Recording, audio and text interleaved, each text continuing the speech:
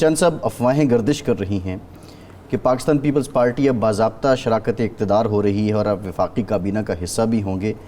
کیا واقعتاً معاملات طے ہو گئے ہیں مسلم لیگ نون اور پیپلز پارٹی میں؟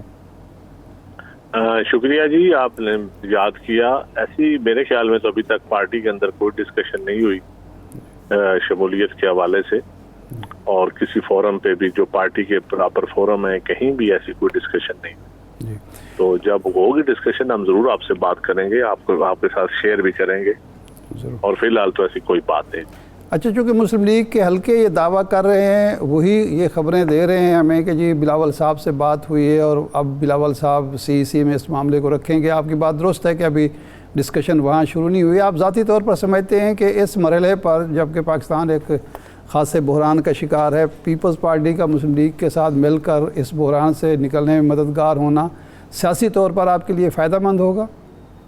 دیکھیں جی، میں سمجھتا ہوں کہ سارے جماعتوں کو اس ملک کو بحران کو نکالنے میں اپنا کردار ادا کرنا چاہیے، ورنہ ایسی ہم لڑتے رہیں گے اگر تو یہ عوام کا نقصان ہے، جمہوریت کا، پارلیمان کا، تو اس ملک کا بھی نقصان ہے. رہ گی بات اگر موجودہ حکومت کے ساتھ مل کے دیکھیں، جو پیپلز پارٹی کی کچھ بنیادی چیزیں ہیں جس طرح پرائیویٹائزیشن ہے، لوکل گورنمنٹ کا ہمارا ان کے ساتھ ایک معاہدہ ہوا ہے پنجاب میں الیکشن کروانے کے حوالے سے، افیکٹو سسٹم، اور دوسرا یہ جو کسان کے حوالے سے گندم، یہ جو بنیادی ایشوز ہیں روٹی کپڑا اور مکان کے جو ریلیٹڈ ہیں، اگر ان چیزوں کے ساتھ کوئی ہمارے ساتھ تعامل کرے تو بات چیت کرنی چاہیے ہر لحاظ سے. اور دوسرا اس ملک میں پولرائزیشن اور شدت ختم کرنے کے لیے پھر تو ہوگا فائدہ.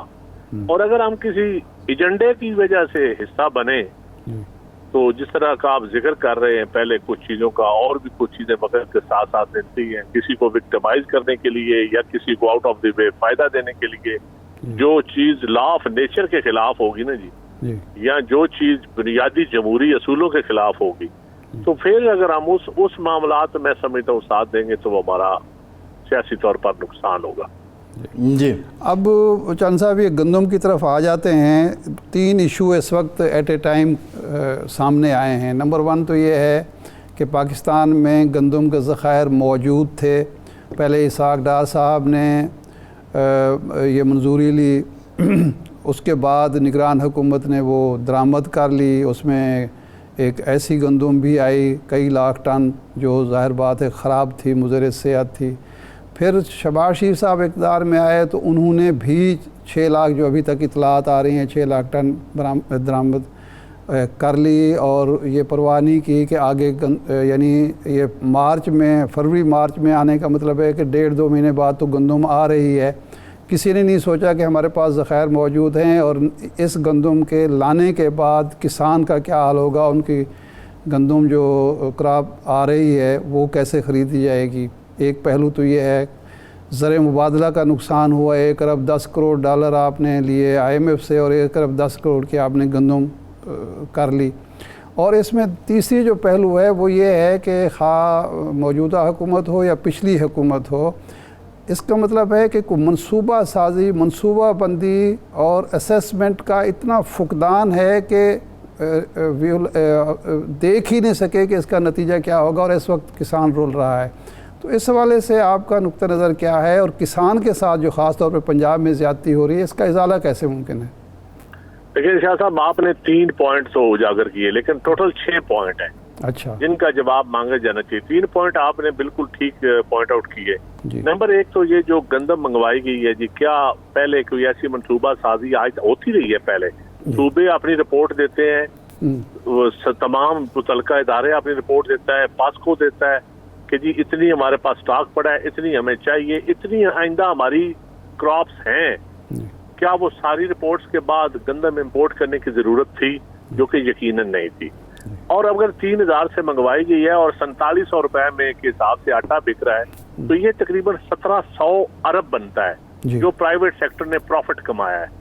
1700 ارب. تو یہ 1700 ارب کس نے بانٹا ہے؟ یہ ایک سوال ہے بنیادی. تیسرے نمبر پہ کیا کسان کو بھی چھوڑے، آپ نے گندم امپورٹ کی ہے سستی، کیا عام آدمی کو سستا آٹا آپ نے دیا 3000 کے حساب سے؟ اگر 3 یا 2900 کے حساب سے جتنے میں آپ کو پڑی تھی گندم کیا اس حساب سے انہوں نے آٹا دیا ہے کسی کو؟ اگر نہیں دیا تو یہ بھی ایک کرمنل نیگلیجنس ہے. دوسرا جو انہوں نے کٹ ڈیٹ رکھی تھی باہر سے منگوانے کی، جو غیر قانونی ایک کام اس ملک کے ساتھ ایک کھلواڑ کیا، اس کھلواڑ کی بھی ایک کٹ ڈیٹ تھی کہ اس ڈیٹ تک گندم منگوائی جا سکتی ہے، اس کے بعد بھی منگوائی جاتی رہی، وہ بھی ایک جرم ہے. یہ کرمنل نیگلیجنس ہوئی ہے. یہ منصوبہ سازی کا جو فیلئر ہے یہ کرمنل فیلئر ہے، یہ کوئی سول کا فیلئر نہیں ہے یا صرف پالیسی کا فیلئر. آپ دیکھیں 1 سال کی یہ بات نہیں ہے. آج میں اس وقت بھی اپنے علاقے میں پھر رہا ہوں، یقین کریں جس جگہ پہ جاتے ہیں سوائے گورنمنٹ کو گالیاں گندم کی وجہ سے جتنی پڑ رہی ہے، میں تو اور اس حکومت کو تو اپنی پوزیشن کلیئر کرنی چاہیے فوراً کہ ابھی تو کوئی بردانہ بھی نہیں دے رہے. بھائی آپ نے نہیں خریدنی تو سارا پچھلا بھی جو لان تان ہے وہ آپ پہ آ جائے گی. میں حیران ہوں کہ موجودہ حکومت کیوں ہر چیز اپنے ذمہ لے رہی ہے خام خواہ. یہ تو پچھلی حکومتوں کا فیصلہ تھا، زر مبادلہ اڑایا گیا اور ابھی تک اس کا کوئی فیصلہ نہیں ہو رہا. یہ بڑے چند بنیادی سوال ہیں اور کسان نہیں. چند صاحب بنیادی طور پہ یہ بتائیے، دیکھیے کاکڑ صاحب نے تو یہ کہا ہے کہ وہ تو ہر جگہ اپنے آپ کو پیش کرتے ہیں، وہ ہر انکوائری میں شامل ہونے کے لیے تیار ہیں.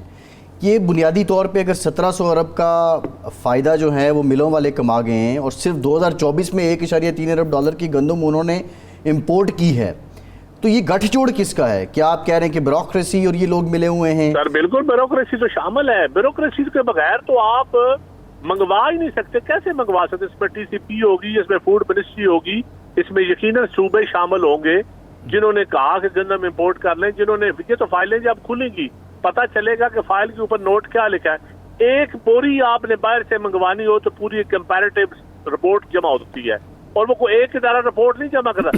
یہ آپ کی نیشنل فوڈ سیکورٹی کا معاملہ ہے. اور اگلے سال بہت بڑا جو زیادتی ہوگی کہ آپ آئندہ کسان گندم نہیں کاشت کرے گا، پھر آپ کو خربوں کی امپورٹ کرنی پڑے گی، پھر آپ کو زر مبادلہ ضائع کرنے کرے گا، پھر آپ کو مہنگا آٹا دینا پڑے گا.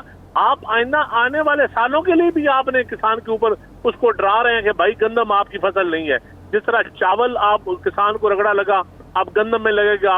اس سے پہلے سٹرس میں باغات میں لگ چکا ہے. اب یہ تیسری فصل ہے کسان کی جو پٹ رہی ہے، تیسری فصل ہے جس میں وہ نقصان اٹھا رہا ہے. لگاتار 3 فصلوں میں جو کسان نقصان اٹھائے گا، کیا وہ کاشتکاری آگے کر سکے گا؟ اس ملک کو غلہ اناج میں خود کفیل کر سکے گا؟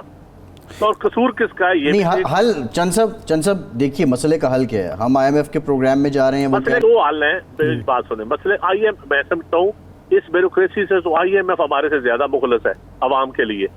اگر آپ IMF کی ڈیمانڈ پڑھیں نا، وہ تو پرو پیپل ڈیمانڈ ہے. ہاں وہ تو کہتے ہیں کہ عوام کو سبسڈی دیں، غریب عوام کی کو اشیاء فروخت جو ہیں سستی فراہم کریں. اگر خریدنا کے لیے اب دیکھیں سمپل سال ہے. بالکل ارشاد صاحب نے ٹھیک کہا کہ پالیسی میکنگ میں بہت بڑا فلا ہے، کیونکہ ہمارا بیوروکریٹک سسٹم کولیپس کر چکا ہے. یہ ڈیلیور کرنے کے قابل نہیں ہے، یہ وہ قابل ہی نہیں ہے. یہ تو صرف حکومتیں کرنے کا، حکومتیں چلانے کا، حکومتوں کے اعلیٰ کار بننے کا سسٹم بنا ہوا ہے اور جانوروں کے اوپر گورن کرنے کا سسٹم ہے جو گورا کرتا تھا. یہ انسانوں کو یا جو ویلفیئر اسٹیٹ کے لیے گورن کرنے والا یہ سسٹم نہیں ہے. تو اس سسٹم میں جب وی این کی کمی ہوگی، وی این کوئی وی این ہوگا کسی کا تو وہ تو بہتر کو فیصلہ کرے گا. جب لیک آف وی این ہوگا تو پھر ایسے ہی فیصلے ہوں گے. نہیں چند صاحب میرا سوال یہ ہے، دیکھیے میں جو کہہ رہا تھا کہ IMF کی پہلے سے ڈیمانڈ ہے کہ ایگریکلچر سیکٹر کو آپ ان کو انکم ٹیکس پہ آپ ان سے ٹیکس لیں. اب ایک جانب آپ خریداری نہیں کر رہے ہیں، جواز آپ پہلے سے مہیا کر رہے ہیں، اور دوسرا سوال یہ ہے کہ نہیں آپ اس چلتی پہ تیل ڈالنا ہے تو ٹیکس لگائیں تو ان کو مزہ آ جائے گا. سر نہیں وہ تو لگانا پڑے گا. مشورہ دیں ذرا ٹیکس لگائیں. اب عوام کو نا عوام کی بوری، اب عوام ادھر تو دیہاتوں میں لوگ کہتے ہیں دھوپ پہ ٹیکس لگ گیا جی. سولر پہ جو ٹیکس کی باری آئی ہے نا، لوگ ہمارا مذاق اڑاتے ہیں کہ دھوپ پہ ٹیکس لگ گیا جی.